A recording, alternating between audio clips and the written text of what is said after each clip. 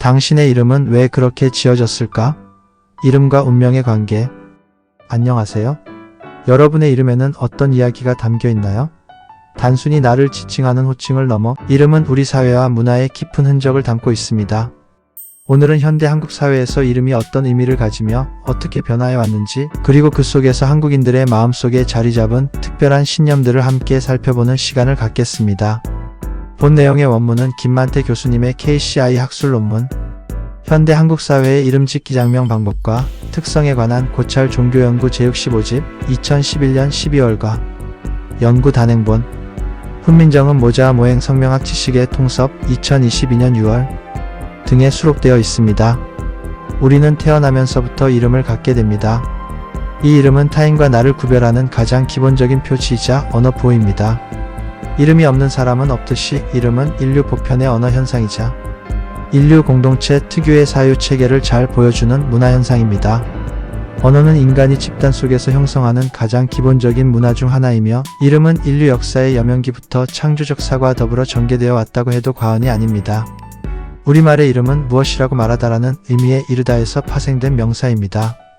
흥미롭게도 성은 여자가 자식을 낳아 공동체를 형성하고 혈족을 계승하던 모계 사회의 관념이 반영된 글자이며, 명은 저녁이 어두워서 서로 잘 볼 수 없기 때문에 이름을 불러 상대를 확인하던 풍습에서 비롯된 글자입니다. 이름의 중요성은 동서양을 막론하고 강조되어 왔습니다.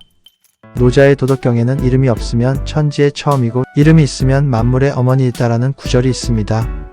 또한 구약성서 창세기에서도 하느님께서 빛을 낮이라 어둠을 밤이라 부르시고 아담이 동물 하나하나의 이름을 붙여준 것이 그대로 그 동물의 이름이 되었다는 내용이 나옵니다. 이는 이름이 사물의 본질을 표시하고, 이름을 안다는 것은 곧 그 사물의 내면 특성까지 간파하는 것을 의미합니다. 더 나아가 어떤 사물의 이름을 부여하는 것은 그 사물의 존재를 인정하는 것을 넘어 사물에 대한 지배권을 의미하며 창조의 한 과정에 속하는 것입니다. 개인의 이름은 그 사람이 누구인지를 밝히고 다른 사람과 구별시키는 일반적인 역할을 합니다. 하지만 성경에서는 이름은 그 사람의 성격, 특성, 그리고 운명까지도 드러내는 역할을 한다고 보았습니다. 이러한 인식은 동아시아 문화권에서도 마찬가지여서 이름을 지을 때 신중하며 자녀가 건강하고 행복하게 자라기를 바라는 마음을 이름에 담습니다. 일단 한번 지어진 이름은 수없이 불리며 당사자의 장차 입신 출세와 부귀영화, 무병장수 행복 등에 영향을 준다고 여겨지기 때문입니다. 이름에 대한 이러한 믿음은 최근 한국 사회의 흥미로운 현상으로도 나타납니다. 바로 계명의 유행인데요. 대법원에 따르면 2000년부터 2009년까지 10년간 무려 84만 4,615명이 계명 신청을 했다고 합니다. 이는 국민 60명 중 1명꼴로 계명 신청의 직접적인 사유로 제시되지는 않지만 성명학적으로 이름이 나쁘다는 점이 가장 큰 이유인 것으로 추정됩니다. 사람들이 입신 출세하고 부귀영화를 누리며 무병장수하기를 원하는 본능적인 바람이 이름에 대한 깊은 신뢰로 이어지는 것이죠. 이름은 크게 세 가지로 분류되기도 합니다. 태어났을 때 부모가 지어준 이름, 친구들이 부르는 별명 애칭, 그리고 생애가 끝났을 때 얻게 되는 명성입니다. 이 중에서 부모가 지어준 본명은 수부기 다남자와 같은 세속적인 복을 기원하는 기복적 의미를 담아 지어졌습니다. 오래전부터 이름은 사람과 운명 간의 공명작용을 한다고 인식되었기에 좋은 이름을 지어 본명인의 운로를 좋게 열고자 했습니다. 오늘날 한국인의 성명은 부계 혈통을 나타내는 성과 개인을 가리키는 이름으로 구성됩니다. 성은 본관과 결합하여 가문을 나타내고, 이름은 학렬을 통해 가문의 대수를 나타냅니다. 고려 초부터 성명이 지배층에 일반화되기 시작했으며 인구 증가와 사회 다변화에 따라 성과 본관도 세분화를 거듭해왔습니다. 국가에 공로가 있거나 귀화한 사람에게 성을 하사하는 사성제도도 새로운 성씨가 생겨나는 데 기여했습니다. 2003년 통계청 자료에 따르면 우리나라에는 286개 성씨와 4,179개 본관이 조사되었습니다. 한국인의 이름은 본래 토착어인 알타이어 계통으로 추정되지만 한자 유입과 성의 보급에 따라 점차 한자식 이름으로 바뀌었습니다. 삼국사기에 나오는 거칠부와 황종의 예처럼 우리말 소리를 한자로 표기하거나 그 뜻을 번역하여 표기하는 방식이 사용되었습니다. 조선왕조실록 태종 13년 1413년의 기록을 보면 김영부, 임정과 같은 한자식 성명과 신가구지, 이어구지처럼 성의 토착어 이름이 붙여진 형태가 공존했음을 알 수 있습니다. 연산군 6년 1500년의 기록에서도 윤필상 같은 한자식 성명과 구자모지와 같은 토착어 이름이 함께 나타납니다.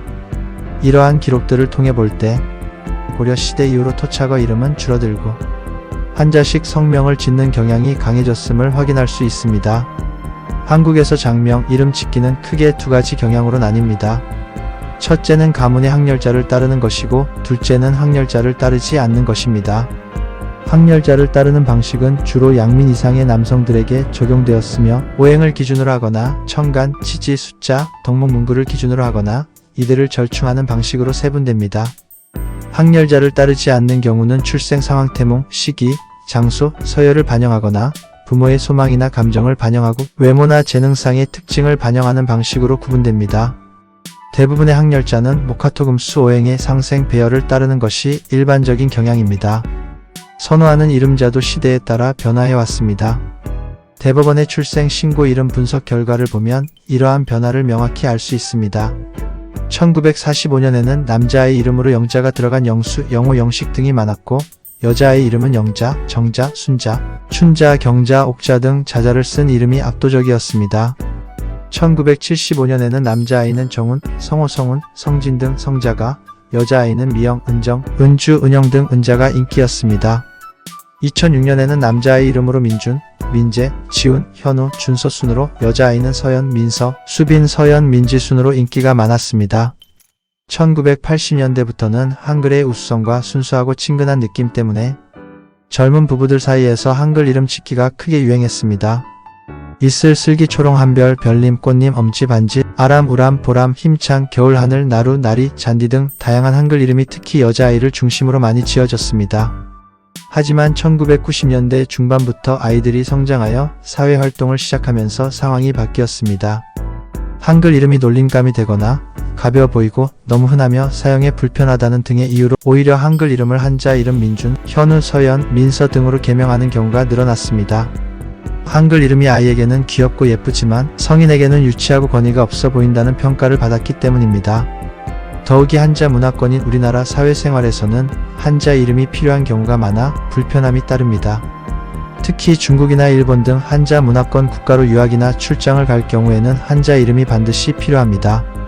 한글의 우수성과는 별개로 실제 생활에서는 한자 이름이 여전히 더 선호되는 경향이 있습니다. 따라서 법원도 한글 이름에서 한자 이름으로의 개명은 비교적 잘 허가해 주는 반면 한자 이름에서 한글 이름으로의 개명은 좀처럼 허가해 주지 않는 편입니다. 이러한 사회적 여건 속에서 한자 이름이 여전히 선호된다는 점은 현대 한국 사회의 장명, 이름 짓기의 중요한 특징 중 하나입니다. 좋은 이름이란 이름 주인공에게 맞는 좋은 기운을 지닌 이름입니다. 이름은 후천적으로 얻는 요소입니다. 그러므로 이름 주인공이 선천적으로 갖고 태어난 기운을 보완해서 중화를 이루는 이름이 가장 좋은 이름입니다. 그리고 부르기 쉽고 듣기 좋아야 하며 시대에 맞고 너무 흔하지 않아야 합니다. 일단 한번 지어지면 수없이 불러지는 이름은 그 사람의 일부가 되어서 음양오행의 기운을 담아 그 사람의 특성을 밖으로 드러내는 역할을 합니다. 이름이 사람의 운명을 절대적으로 좌우한다고 보기는 어렵습니다. 그러나 선천적인 사주를 후천적으로 보완하여 음양오행의 중화에 이르게 하는 변수로서 당사자의 전공과 직업, 배우자와의 궁합, 풍수지리적 환경 등과 더불어 이름이라는 성명학적 요소를 결코 빼놓을 수는 없습니다. 장명이나 개명을 할 때 좋은 이름을 짓는 원칙과 그 방법은 크게 5가지로 정리할 수 있습니다. 첫째, 반드시 올바른 장명법으로 지어야 합니다. 둘째, 타고난 사주와 조화가 되어야 합니다. 셋째, 부르기 쉬워야 합니다. 넷째, 듣기 좋고 의미가 좋아야 합니다. 다섯째, 세련되어야 하고 너무 흔하지 않아야 합니다. 이름은 단순한 부름을 넘어 개인의 정체성, 가문의 역사, 그리고 사회 공동체의 가치관과 신념을 담아내는 그릇입니다. 한국 사회의 이름 짓기 장명에는 오랜 역사와 문화, 그리고 현세의 행복을 기원하는 기복신앙적 관점이 깊이 스며들어 있습니다. 여러분의 이름 속에 담긴 의미는 무엇인지, 그리고 한국 사회의 장명, 이름 짓기가 앞으로 어떻게 변화할지 생각해보는 시간이 되셨기를 바랍니다. 다음에도 흥미로운 주제로 찾아뵙겠습니다. 감사합니다.